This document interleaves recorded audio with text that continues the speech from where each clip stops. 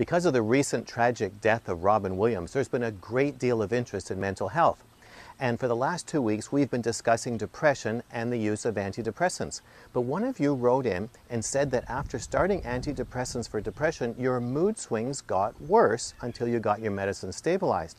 And that reminded me that we've never discussed mood swings. So that's what we're going to do today. Now, we all have mood swings. It's a normal part of being human. When good things happen, our moods lift, and when bad things happen, our moods drop. But how do you tell when you're having a normal mood swing? Or in other words, what is the normal range of mood? Well, let me give you the definition that I've used in my mood disorder clinic.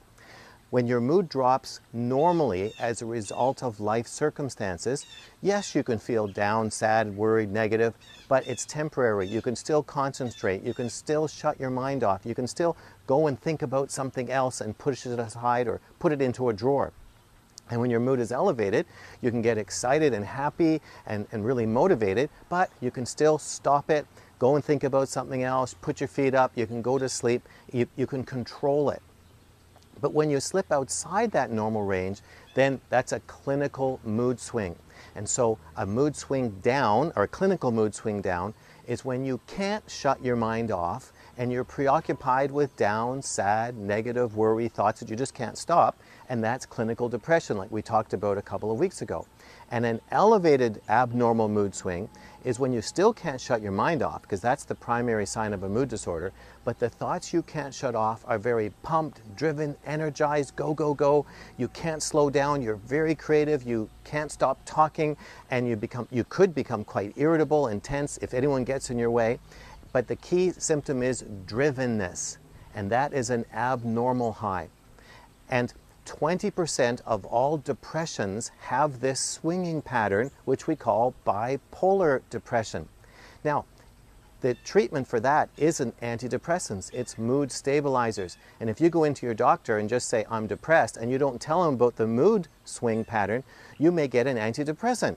And that could make you much worse. And this happened to me many times in my clinic, that people would come in complaining of depression, not tell me that they were swinging. I would give them an antidepressant, and then just a few days later, they would be back in my office saying they felt fantastic. It was the best they felt in their entire life, and they were so grateful. They thought I was a genius, and they said all kinds of wonderful things about my clinical skills. And all I could say to myself was, oops. Obviously, I had made their mood swings worse, and it really put them into a high, and then I had to rearrange their medicines. So if you recognize yourself in this pattern, and most people with swings are mild, but they have drivenness and depression. If you see yourself in this, go to my website, click on the button, Am I Normal?, and do the self-assessment checklists for depression and for mood swings. And then if you see yourself in those descriptions, print them out, underline all your symptoms, and take it to your doctor and describe what you've been experiencing. Don't just go in and say you're depressed. Give him your mood pattern so you can get on the right medicines. Also, here's another tip. Get off all caffeinated drinks. Caffeine's a stimulant. It'll make your mind go faster and exaggerate your depression or your mood swings. And like I told you last week, I have a 2-page prayer for the healing of mood disorders. So that includes depression, anxiety, and mood swings. And so if you'd like to have that prayer, just email me and I'll be happy to send it to you.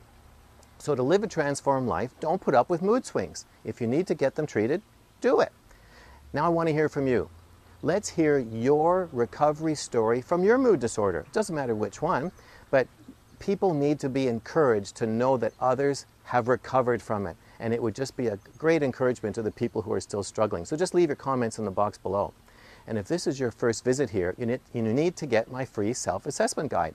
And to do that, just subscribe to my weekly email newsletter by filling out the subscription form, and you know where it is. It's always right there. And I'll talk to you again next week, but this week, don't put up with mood swings.